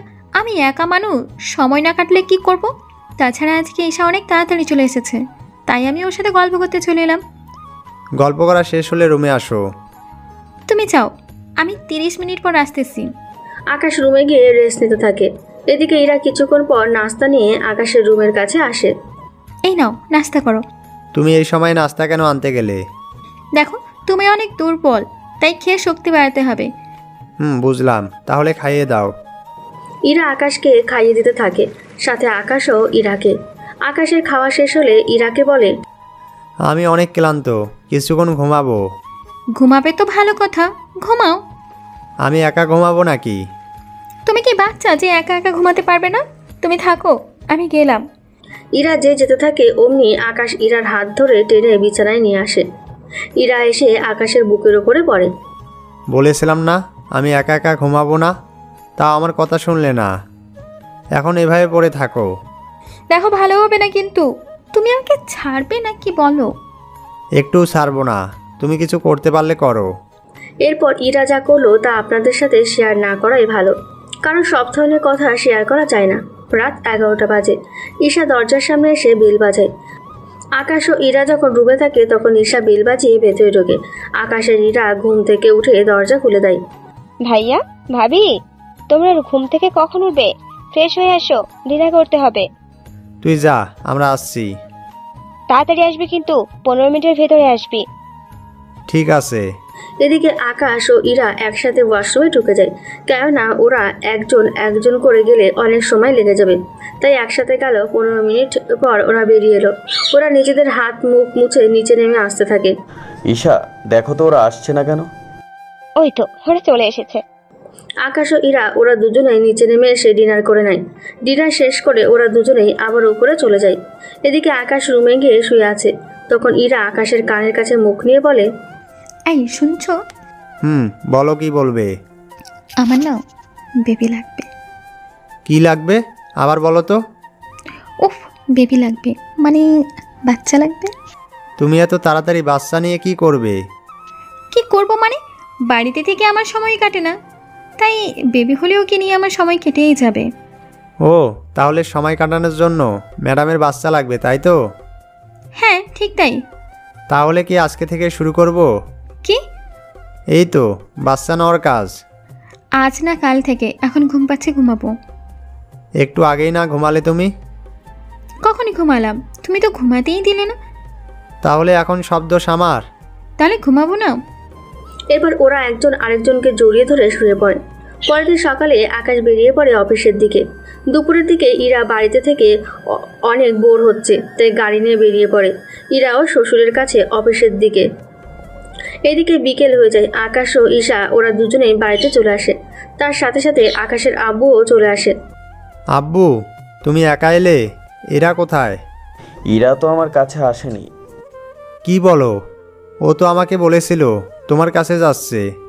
আচ্ছা, ওর সাথে কি কোনো সিকিউরিটি ছিল? এই ব্যাপারে আমি কি করে বলবো? আসিফ, কন্ট্রোল রুমে চলো, ওখানে গিয়ে দেখতে হবে ব্যাপারটা আসলে কি। চলুন স্যার। ওরা কন্ট্রোল রুমে গিয়ে দেখে ইরা গাড়ি নিয়ে বেরিয়ে পড়ে, তবে সাথে কোনো সিকিউরিটি ছিল না। কেননা সিকিউরিটি আসতে চেয়েছিল, কিন্তু ইরা সাথে করে নিয়ে আসেনি। গাড়ি বাড়ি থেকে বের হয়ে আকাশের আব্বুর অফিসের রাস্তা ধরে যেতে থাকে। আসিফ, ও তো রাস্তা ঠিক ধরে গিয়েছে, তাহলে ও গেলটা কোথায়? এখন ম্যাডামকে খুঁজবেন কি করে? প্রতিটা রাস্তায় সিসিটিভি আছে, এখনই চেক করে দেখো এরার গাড়িটা কোন জায়গা পর্যন্ত গিয়েছে। তাহলে আমাদের ট্রাফিক নিয়ন্ত্রণ অফিসে যেতে হবে। তাহলে চলো তাড়াতাড়ি। আকাশ আসিফকে নিয়ে বেরিয়ে পড়ে, সাথে সিকিউরিটি নিয়ে। ওরা ওই অফিসে গিয়ে আকাশের বাড়ি থেকে শুরু করে সব ভিডিও দেখতে থাকে। ওরা ভিডিওতে ইরার গাড়ি লাস্ট জঙ্গলের পাশে রাস্তায় দেখে, কেননা এরপর আর গাড়ির সামনে এগোয়নি। স্যার, তার মানে যা কিছু হয়েছে ওই জঙ্গলের মধ্যেই পাওয়া যাবে। তা তো যাবে, কিন্তু ওকে যারা নিয়ে গিয়েছে ওরা তাহলে আমাদের সাথে কন্ট্যাক্ট কেন করছে না? ওটাই তো জানার বিষয়। এমনটা তো হলে হতে পারে ওদের শুধুমাত্র ম্যামের প্রয়োজন হয়েছিল, তাই ওনাকে নিয়ে গিয়েছে। এখন আমাদের তাহলে ম্যামকে ওই জঙ্গলের ভিতর খুঁজে দেখতে হবে। তার আর প্রয়োজন পড়বে না। এখন কয়টা বাজে? এই তো স্যার 11টা বাজে। বাসায় চলো। তাহলে ম্যাম? যা বলছি তাই করো। আকাশ ও আসিফ বাসায় চলে আসে। বাসায় এসে থাকে ইরা বাড়িতে। ঈশা ও আকাশের বাবা মাকে ধরে কান্না করছে। তার মানে আমার আন্দাজই ঠিক হয়েছে। কি স্যার? বাকিটা না হয় এরার মুখ থেকে শুনে নেব। আকাশকে দেখে ইরা দৌড়ে এসে জড়িয়ে ধরে। কি হয়েছিল ওখানে? ওরা আমাকে তুলে নিয়ে গেছিল, তারপর আমাকে নিয়ে একটা ফাইলে সাইন করিয়ে নেয়, এরপর আমাকে ছেড়ে দেয়। তারপর কি হয়েছে? তাহলে শোনো, আমি যখন গাড়ি নিয়ে বের হই তখন জঙ্গলের কাছে কয়েকটা গাড়ি এসে আমার পথ আটকায়। পরে গাড়ি থেকে নেমে আমাকে ওদের গাড়িতে উঠে নেয়। এরপর কি হলো? এরপর আমার কিচ্ছু মনে নেই। 2 ঘন্টা পর আমার জ্ঞান ফিরে দেখি 2জন লোক আমার সামনে দাঁড়িয়েছে। ওরা আমাকে একটা ফাইলে সাইন করতে বলে। ওই ফাইলটা কিসের ছিল? ওরা আমাকে বলেনি, তবে এতটুকু বুঝতে পেরেছি কোনো প্রজেক্টের ফাইল হবে। দেখো তো ওই লোকগুলো এরা কিনা। আকাশ পকেট থেকে কয়েকটা ছবি বের করে ইরাকে দেখায়। হ্যাঁ, এই 2জন লোক ছিল। আসলে তোমাদের যে প্রজেক্টটা ছিল ওই প্রজেক্টটা তোমার হাত দিয়ে ক্যান্সেল করিয়ে নিয়েছে। কি বলো? তাহলে এখন কি হবে আমাদের? চিন্তা করো না, আমি তো আছি। তুমি তো থাকবেই, কারণ তুমি তো এই রাজ্যের প্রধানমন্ত্রী, তাই না? ইরার কথা শুনে আকাশ একটু আশ্চর্য হলো না, কারণ কিবরিয়া ও ডেভিল আকাশের আসল পরিচয় ইরাকে বলে দিয়েছে। জানি, ওরাই তোমাকে বলেছে। ওরা বলেনি, আমি অনেক আগে থেকেই জানি। তুমি অনেক আগে থেকে জানতে, এরপরও আমাকে কিছু বলনি। মনে পড়ে কি সেই দিনটার কথা, যেদিন বিয়ের পর আমি তোমার অফিসে গিয়েছিলাম, ওই তোমাকে জড়িয়ে ধরার পর? আমি তো ওখান থেকে চলে আসি বাসায়, তখন নিউজে আমি তোমার আর আমার ছবি দেখতে পাই। নিউজে বলা হয়েছে আমাদের দেশের প্রধানমন্ত্রী সে কিনা এইভাবে নিজের অফিসের সামনে একটা অন্য মেয়েকে জড়িয়ে ধরে। প্রথমে আমার মুখটা দেখেছিলাম। এরপর কি হলো? তখন আমি অনেক লজ্জা পেয়েছিলাম, কেননা আমি কোনো পরপুরুষকে জড়িয়ে ধরিনি কখনো। তাহলে এই নিউজে কি দেখাচ্ছে? পরে যখন তোমার চেহারা দেখলাম তখন আমি অবাক হই, সাথে খুশি হই। তাহলে এতদিন অ্যাক্টিং কেন করলে? আমি চেয়েছি তুমি নিজের মুখে আমাকে তা বলো, কিন্তু তুমি তো বলবে না, তাই আমি না হয় বলে দিলাম। কিন্তু আমাদের প্রজেক্ট? চিন্তা করো না, তোমার সাইন নিলে এই প্রজেক্ট ক্যান্সেল হবে না। এই প্রজেক্টে যতক্ষণ পর্যন্ত আমি সাইন না করব ততক্ষণ পর্যন্ত কেউ এই প্রজেক্টের কিছুই করতে পারবে না। সত্যি? ইরা খুশি হয়ে আকাশকে জড়িয়ে ধরে আবার আকাশও বলে ওঠে, হ্যাঁ সত্যি। ভাবি, এবার ভাইয়াকে ছাড়ো, নয়তো ভাইয়া এখানে শেষ হয়ে যাবে। আর আশেপাশে সবাই তাকিয়ে আছে। ইরা আশেপাশে তাকিয়ে দেখে সবাই ওদের দিকে কেমন করে তাকিয়ে আছে, তাই ইরা আকাশকে ছেড়ে দেয়। সত্যি আমি কতটা লাকি, তা না হলে দেশের প্রধানমন্ত্রীর বউ কি আর এমনি এমনি হয়েছে? সত্যি আমিও কতটা লাকি। আমার সম্পর্কে কোনো কিছু না জেনেই তুমি আমাকে বিয়ে করেছো। আচ্ছা যাক সেসব কথা, তুমি ফিরে এসেছো, এতেই আমরা সবাই খুশি। আজকের পর থেকে তুমি একা একা কোথাও যাবে না, যেখানেই যাবে সাথে সিকিউরিটি নিয়ে যাবে। তোমাকে যারা নিয়ে গিয়েছে ওদের তো আমি দেখে নেব। ঈশা, তোর ভাবিকে নিয়ে ভিতরে যা। ঈশা ইরাকে নিয়ে ভেতরে চলে যায়। এদিকে আকাশ পুলিশ অফিসার থেকে ডেকে নিয়ে আসে। জি স্যার বলেন। যেখান থেকে পারেন মিস্টার কিবরিয়া ও ডেভিলকে যত তাড়াতাড়ি পারো গ্রেপ্তার করে নিয়ে এসো। জি স্যার, আমরা এখানে হেডকোয়ার্টার তাড়াতাড়ি করে জানিয়ে দিচ্ছি। ওরা তাড়াতাড়ি করে পারে ওদের 2জনকে গ্রেপ্তার করে নিয়ে আসবে। তবে সাবধানে থাকবে, ওরা কিন্তু পাল্টাগুলি করতেও পারে, তাই আপনারা ওই রকম পজিশন নিয়ে তারপর যাবেন। ঠিক আছে স্যার, তাই হবে। পুলিশ অফিসার হেডকোয়ার্টারে সব জানিয়ে দেয়। অন্যদিকে ডেভিল ও কিবরিয়া সব খবর পেয়ে যায়, তাই ওরা ওখান থেকে পালিয়ে গিয়ে নিজেদের মধ্যে কথা বলতে থাকে। বলেছিলাম না ওই মেয়েটাকে মেরে ফেললি, এখন হয়েছেটা কি? আমাদের পিছনে প্রশাসন লাগিয়ে দিয়েছে, এখন আমাদের বাঁচাবে কে? আমাদের তো পজিশন এখন নেই। আরে পজিশন থেকে কি করব? আমরা কোথায় আর ওরা কোথায়? তাই যত তাড়াতাড়ি পারি আমরা কিংয়ের কাছে হাত মেলাতে হবে। কিন্তু কিং তো কখনো রাজি হবে না। দরকার হলে আমরা ওনাকে বলবো যে আমরা 2জন ওনার লোক হয়ে কাজ করব, তাহলে আমাদের কেউ কোনো ক্ষতি করতে পারবে না। ঠিক বলেছিস, তাহলে চল আমরা ওনার ডান হাত আসিফের সাথে কথা বলি। তাই কিবরা ও ডেভিল আসিফকে কল দেয়।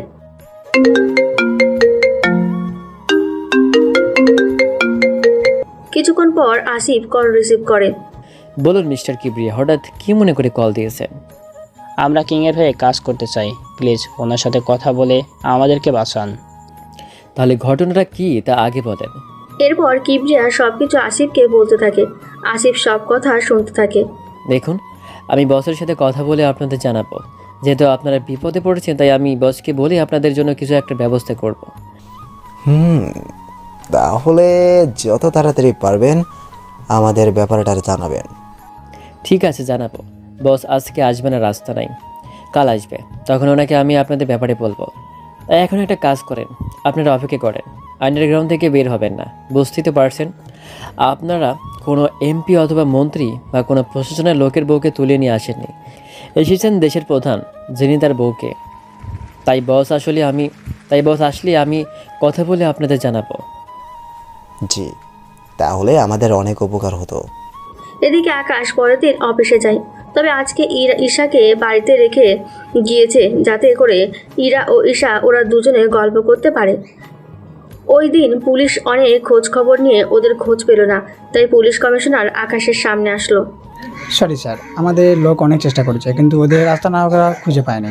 আপনার কথা মতো সব জঙ্গলে ওরা দেখেছে, কিন্তু একটা বাড়ি আছে এখানে, তবে ওই বাড়িটা ভাঙা, তাই ওই বাড়িটা আমরা খুঁজে দেখেছি, তবে বিশেষ কিছু পাইনি। তবে আমরা হার মানব না, ওদের খুঁজে বের করবই। আচ্ছা, আপনারা আপনাদের কাজ করেন। এদিকে আকাশ বাড়িতে আসে। বাড়িতে এসে ওদের সাথে আড্ডা দেয়। তখন আসিফ কল দেয়। আসিফ, হঠাৎ এই সময় কল? বস, আজকে একবার আসতে পারবেন? কোনো গুরুত্বপূর্ণ কথা ছিল কি? জি বস। তাহলে আমি রাত 10টার সময় আসব। ঠিক আছে স্যার। এদিকে রাত হতেই আকাশ বেরিয়ে পড়ে। পথে চেকপোস্ট, সবাই গাড়ি চেক করছে। গাড়ি চেক করতে গিয়ে পুলিশ অফিসার আকাশের গাড়ি দেখতে পায়। কেননা আকাশের গাড়ির ওপরে লাল কালারের লাইট ছিল, তাই ওরা সরকারি গাড়ি ভেবে ছেড়ে দিয়েছে। তাই আকাশ ওর আস্তানায় চলে আসে। আস্তানার ভেতরে প্রবেশ করে। হঠাৎ এত জরুরি তলব? আসলে মিস্টার কিবরিয়া ও ডেভিল ওরা আপনার হয়ে কাজ করতে চায়।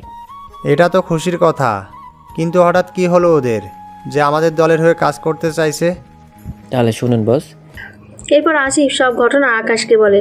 তখন আকাশ বুঝতে পারে ওরা প্যাচে আটকে গিয়েছে, তাই ওরা এখন আকাশের লোক হয়ে বেঁচে যেতে চাইছে। একটা কাজ করো, ওদেরকে বলো ওদের যেখানে যেখানে যত রিঙ্গিট ও স্বর্ণ আছে সব কিছু নিয়ে এই ঠিকানায় আসতে বলবে। আমি এখন আসি, ওরা যদি রাজি হয় তাহলে তো ভালো, নয়তো কিছু করার থাকবে না। ঠিক আছে বস, আমি তাহলে ওনাদের ব্যাপারটা জানিয়ে দিচ্ছি। দাও। অন্যদিকে আকাশ বাড়ি ফিরছিল, তখন সামনে তাকিয়ে দেখে কমান্ডারগুলো লাইন ধরে দাঁড়িয়ে আছে, কেননা ওরা আকাশের গাড়ির দিকেই আসছে। ওরা আকাশের গাড়ির সামনে আসে, তখনও ওরা কিন্তু আকাশের পরিচয় জানতো না। তাই ওরা আকাশের গাড়ির শ্বাস করে কিছু বন্দুক পায়, তাই ওরা আকাশকে নিয়ে থানায় চলে আসে। আকাশ যদিও ওদের অনেকবার দিয়েছিল আকাশের পরিচয়, কিন্তু ওরা বিশ্বাস করেনি, কারণ আকাশের মুখ এখনও অনেকে দেখেনি, তাই ওরা আকাশকে চেনে না। তার উপর আকাশের সাথে কোনো সিকিউরিটি না থাকায় ওরা সন্দেহ আরও বেশি করে, তাই আকাশের কোনো কথা না শুনে থানায় নিয়ে আসে। কিরে, তুই নাকি নিজেকে প্রধানমন্ত্রী বলে পরিচয় দিচ্ছিস, তার উপর তোর গাড়িতে বন্দুক পেয়েছি। দেখুন, আপনাদের বিশ্বাস না হলে আমি একটা কল দেই, তাহলে লোকজন আসলে তো আপনাদের বিশ্বাস হবে। আমাদের কি বোকা পেয়েছিস তুই তোর দলের লোকদের কল দিবি, আর ওরা এখানে গ্যাঞ্জাম করবে, তা তো হতে দিতে পারি না। তাহলে আপনাদের কাছে প্রধানমন্ত্রীর সিকিউরিটি মিস্টার আসিফ, ওনার নাম্বার আছে তো? তাহলে ওনাকে কল দিয়ে এখানে আসতে বলেন, তাহলেই তো বুঝতে পারবেন। ঠিক আছে, ওনাকে কল দিচ্ছি। যদি তুই প্রধানমন্ত্রী এটা প্রমাণিত না হয়, তাহলে তোর কী হাল করবো তুই নিজেও কল্পনা করতে পারবি না। এদিকে ওরা আসিফকে কল দেয়। আসিফ কথা বলে আকাশের বাবা মা ও ঈশা এবং ইরাকে ব্যাপারটা বলে। কার এত বড় সাহস আমার ভাইয়াকে? দেখুন, আপনারা উত্তেজিত হবেন না, লোকটার গাড়িতেও বন্দুক পাওয়া যায়, তাই নাকি ওই লোকটা স্যারে পরিচয় দেয়। এখন আমাকে থানায় গিয়ে সত্যি যে জানতে হবে। তাহলে আমিও যাবো ওকে ছাড়াতে। দেখুন স্যার, উনি যদি স্যার হয় তাহলে পুলিশ নিজে থেকে ওনাকে ছেড়ে দেবে, কারণ একজন প্রধানমন্ত্রীকে ধরে রাখার ক্ষমতা ওদের নেই। কিন্তু বন্ধু, দেখুন ম্যাম, উনি নিজের আত্মরক্ষায় বন্দুক ব্যবহার করতেই পারে। আচ্ছা, লেট হয়ে যাচ্ছে, আমি চাই। আসিফ বের হয়ে পুলিশ স্টেশনে চলে আসে। ওখানে আকাশকে দেখে দৌড়ে সামনে আসে এবং পুলিশকে বলে হাতকড়া খুলে দিতে। পুলিশ হাতকড়া খুলে দেয়। এবার বিশ্বাস হলো তো? সরি স্যার, আমরা বুঝতে পারিনি। আসলে আপনার সাথে কোনো সিকিউরিটি ছিল না, আর নয় কোনো সরকারি গাড়ি ছিল, তার উপরে বন্দুক ছিল, তাই আপনাকে আমাদের বাধ্য হয়ে থানায় আনতে হয়েছে। কোনো ব্যাপার না, আপনারা আপনাদের ডিউটি করেছেন, তাহলে আমি এখন আসি। প্লিজ স্যার, আমাদের বিরুদ্ধে কোনো অ্যাকশন নেবেন না। আরে কি যে বলেন, আপনারা আপনাদের ডিউটি করেছেন, এখন তাহলে আসি আমি। ঠিক আছে স্যার।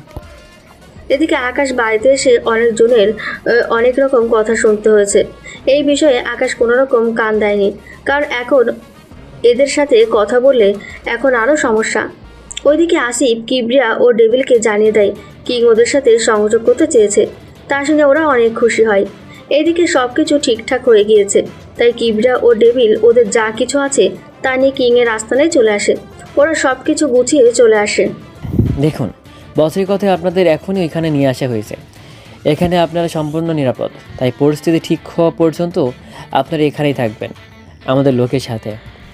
কিন্তু আপনি কোথাও কি যাচ্ছেন?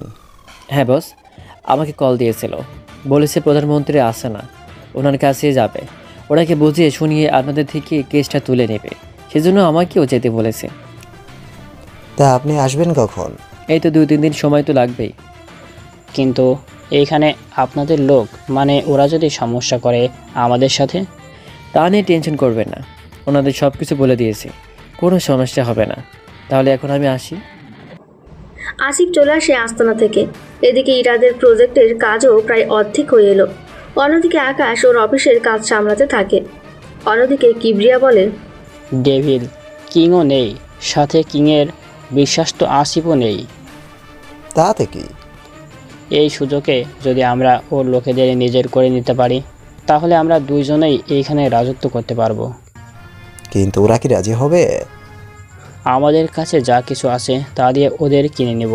দরকার পড়লে কিংয়ের আস্তানা ভালো করে খুঁজে এনে এইখান থেকে সব কিছু হাতে নিয়ে না হয় ওদের কিনে নিব। বুদ্ধিটা আসলে মন্দ নয়।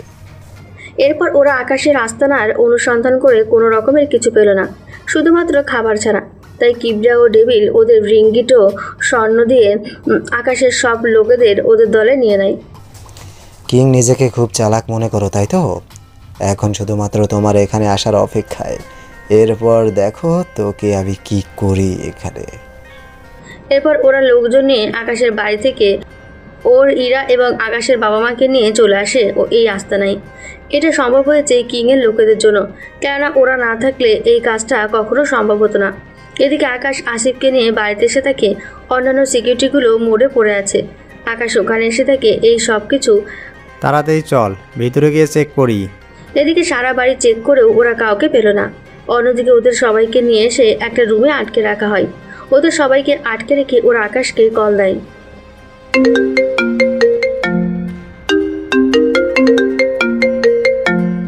কে বলছেন?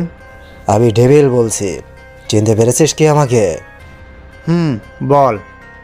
আমার স্ত্রী ও আমার বাবা মা কোথায়? এত উত্তেজিত না হয়ে একটা ঠিকানা দিচ্ছি, তুই ওই ঠিকানায় চলে আয়। আসছি আমি। এদিকে ওরা কিংয়ের লোকের মাধ্যমে আকাশের বড় একটা আস্তানার খবর জানতে পারে, কারণ আকাশ যখন কাউকে মারে তখন ওই আস্তানায় নিয়ে গিয়ে মারে। তাই ওরা এই আস্তানার পথ ধরে ওখানে চলে আসে। ওখানে ওরা নিজেদের মতো করে চেয়ারে বসে যায়, সাথে ইরা ও আকাশের বাবা মাকে নিয়ে আটকে রাখে রুমে। আকাশ আসিফকে বলে, আসিফ রেডি হ। আকাশের কথা আসিফ বুঝতে পারে। আপনারা সবাই এখানে থাকবেন, যখন আমি সিগন্যাল দেব তখন ওই ঠিকানায় চলে আসবেন কমান্ডো নিয়ে। ঈশা, তুই এখন কমান্ডো হেডকোয়ার্টারে চলে যা ওদের সাথে। আমি এখানে এসে তোকে কল দেব, তখন তুই এখানে আসিস। এদিকে আকাশ বেরিয়ে পড়ে সেই আস্তানায়। ওখানে গেলে ওরা সবাই আকাশকে বাহবা দেয়। আরে মিস্টার আকাশ, আপনি যখন এসেছেন তখন এই কাগজে একটা সাইন করে দিয়ে আপনার স্ত্রী ও বাবা মাকে এখান থেকে নিয়ে যান। কি লেখা আছে এই কাগজে? এই কাগজে লেখা আছে আপনি আপনার পদ থেকে পদত্যাগ করে আমাকে প্রধানমন্ত্রী করেছেন।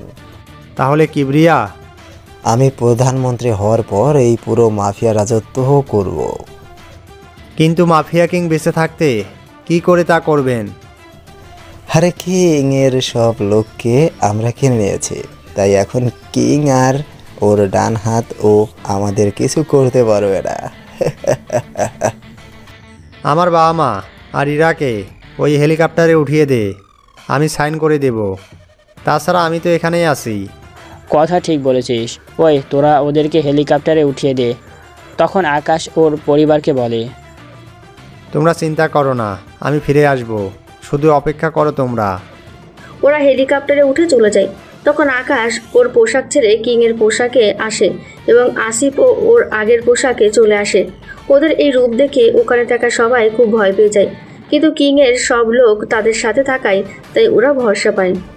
তার মানে তুই কিং এতদিন প্রধানমন্ত্রী হয়ে আমাদের এই হাল করেছিস, আর তোর সিকিউরিটি ছিল তোরই ডান হাত। ঠিক ধরেছিস। এখন তোদের কে বাঁচাবে আমার হাত থেকে? ভুলে যাস না, তোর সব লোক এখন আমার দলে। ভুলিনি, তুইও ভুলে যাস না, এটা আমার রাস্তা না। এখান থেকে আমরা দুজন ঠিকই যেতে পারবো, কিন্তু যারা আমার সাথে বেইমানি করেছে ওদের কাউকে আমি বাঁচিয়ে রাখবো না। আকাশ ওর গাড়িতে হাত দিতেই আকাশের লোক মানে কিংয়ের লোকগুলো সবাই কারেন্টের শক খেয়ে মারা যায় এবং কিবরা ও ডেভিলের লোকও মারা যায়, কেননা ওরা যে চেয়ারে বসেছিল তা সরাসরি ইলেকট্রিক তারের সাথে কানেক্ট ছিল, তা শুধুমাত্র আকাশ নিয়ন্ত্রণ করত। যারা চেয়ারে বসেনি শুধুমাত্র ওরা বেঁচে গেল। এতে করে প্রায় 20 জন হবে মাফিয়া বেঁচে আছে। এরপর শুরু হলো আসল খেলা।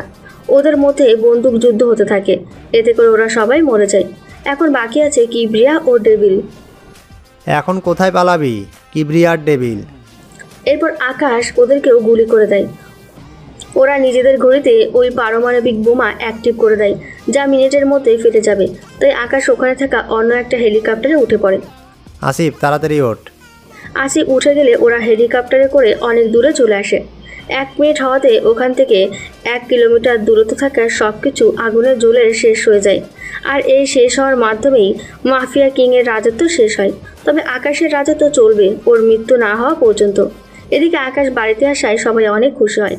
এরপর থেকে আকাশ রাজত্ব শুরু করে পুরো মালয়েশিয়ার ওপর, তাও বৈধভাবে। এভাবে মাফিয়া কিংয়ের রাজত্ব শেষ হয় আর শুরু হয় আকাশের রাজত্ব।